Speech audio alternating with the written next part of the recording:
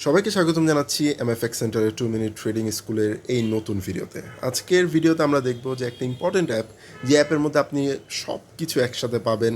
Like অ্যানালাইসিসের জন্য, fundamental, technical, sentimental অ্যানালাইসিসের জন্য যা যা পরিমাণ আপনার ইনফরমেশন দরকার সব কিছু এক জায়গায় পেয়ে যাবেন। সো এই অ্যাপটির নাম হচ্ছে মাই এফএক্স হেল্পার। আপনারা অলরেডি এখানে উপরে দেখতে পাচ্ছেন যে এটার নাম হচ্ছে মাই এফএক্স হেল্পার। এবং জাস্ট মাই এফএক্স হেল্পার এভাবে আপনি জাস্ট লিখে আপনার অ্যান্ড্রয়েডের গুগল স্টোরে অথবা অ্যাপ স্টোরে, মানে অ্যাপলের অ্যাপ স্টোরে যদি আপনারা সার্চ করেন, আপনারা পেয়ে যাবেন জিনিসটা। ঠিক আছে, এটা 100% ফ্রি টু ডাউনলোড এবং ফ্রি টু ইউজ। এটার কিছু ভিআইপি ফিচার আছে যেগুলো আসলে লাইক সিগন্যাল সার্ভিস এবং নোটিফিকেশন সার্ভিস, ওগুলো যদি আপনার দরকার না পড়ে তাহলে আপনার ওই জিনিসগুলোতে পেমেন্ট করার দরকার নাই। বাট আমার পার্সোনালি মনে হয় যে না, একজন ট্রেডার আসলে ওই সব জিনিস দরকার নাই। আপনি এখানের মধ্যে যেসব ইনফরমেশনগুলো দেওয়া আছে সেগুলো যদি প্রপারলি ইউজ করতে পারেন তাহলে দ্যাটস কোয়াইট এনাফ। ঠিক আছে, সো আপনার ট্রেডিং প্ল্যানের মধ্যে এই অ্যাপটাকেও অ্যাড করে নিতে পারেন। অ্যাপটার নাম হচ্ছে মাই এফএক্স হেল্পার। ঠিক আছে, সো দেখি যে আসলে এই অ্যাপটাতে কী কী আছে এবং কীভাবে একজন ট্রেডারকে এই অ্যাপটা হেল্প করতে পারে। ফার্স্ট অফ অল, আপনি যখন অ্যাপটা চালু করবেন তখন দেখবেন এখানে অনেকগুলো ওয়েবসাইট থেকে নিউজগুলো তারা একসাথে রেখে নিয়ে আসছে, যার মধ্যে একটা হচ্ছে reuters.com, investing.com অথবা ব্লুমবার্গ।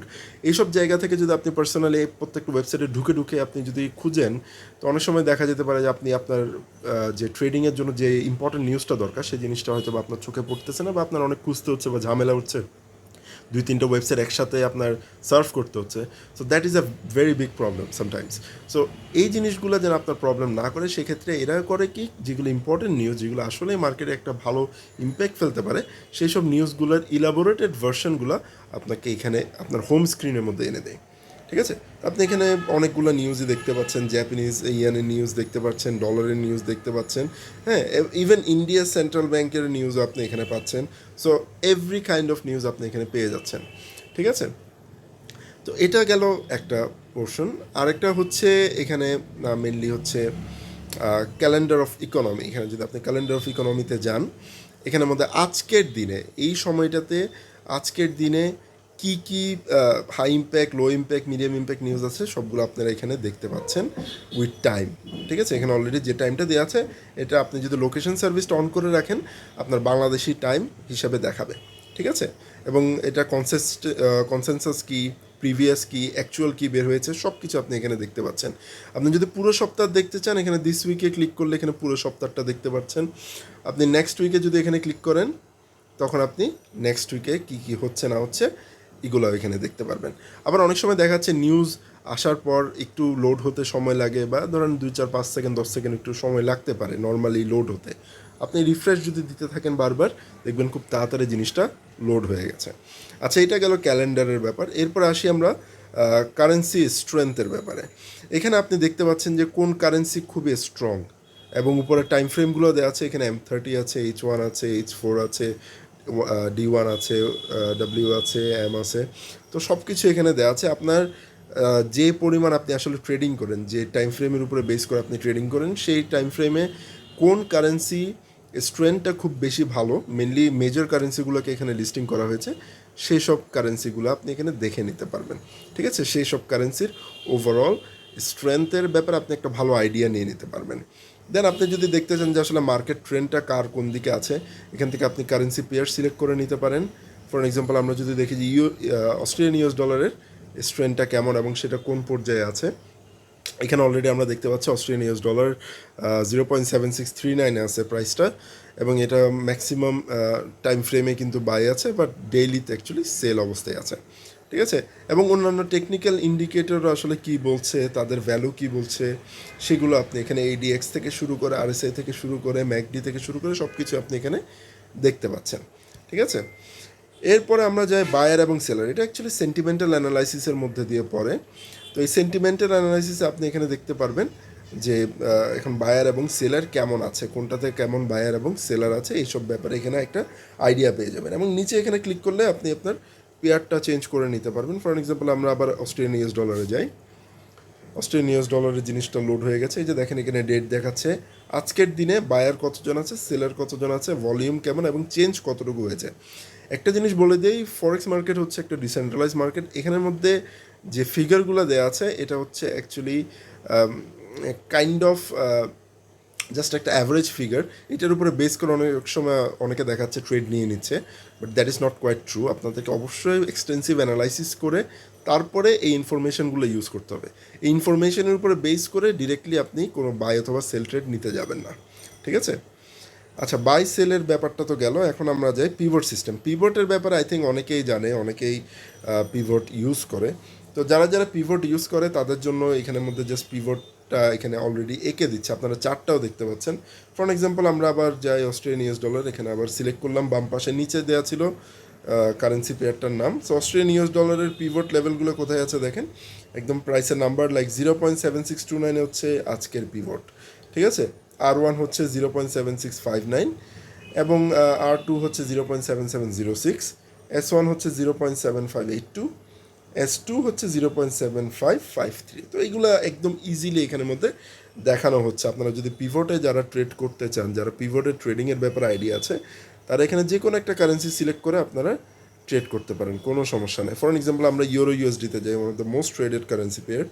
তো এখানের মধ্যে দেখা যাচ্ছে এখানে পিভট ছিল 1.1882 এবং মার্কেট অলরেডি নিচের দিকে চলে যাচ্ছে। সো পিভট থেকে অলরেডি রিজেকশন আমরা এখানে দেখতে পাচ্ছি। সো এটা ছিল পিভটের ব্যাপারটা। তো আই থিঙ্ক যারা পিভট সিস্টেম নিয়ে কাজ করেন, পিভট নিয়ে ট্রেড করতে চান, তারা এটাতে ট্রেড করতে পারেন।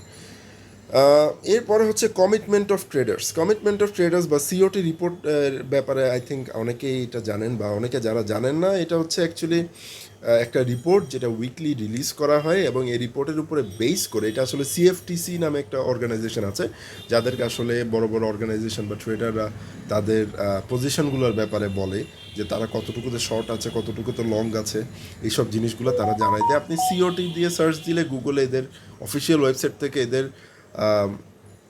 ইনফরমেশনগুলো ডাউনলোড করে নিতে পারবেন, পিডিএফ ফাইলগুলো ডাউনলোড করে নিতে পারবেন।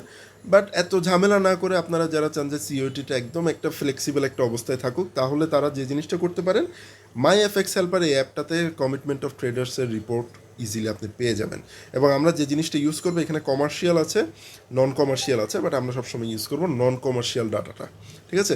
তো সিওটির ব্যাপারে অনেক বড় অনেক কিছু বলার আছে, তো আমি এই ভিডিওটাতে সিওটির ব্যাপারে অত কিছু বলবো না। বাট যারা যারা সিওটির ব্যাপারে জানেন, তারা আই থিঙ্ক এই ব্যাপারটা বুঝতে পারছেন। যারা জানেন, ইনশাল্লাহ আমরা হয়তো বা আগামীতে সিওটির ব্যাপারে একটা ছোটোখাটো একটা শর্ট ভিডিও দিয়ে দেবো MFX 2 মিনিট ট্রেডিং স্কুলে, ঠিক আছে? তো আপাতত মেইন যে জিনিসটা হচ্ছে সিওটি রিপোর্ট, এখানে প্রত্যেকটা কারেন্সিকে আলাদা আলাদা করে তাদের কতটুকু লং আছে, কতটুকু শর্ট আছে, এগুলো বলা হয়, এবং এই অ্যাপের মধ্যে এটা নেট এবং চেঞ্জটাও এখানে বলা হচ্ছে, ঠিক আছে?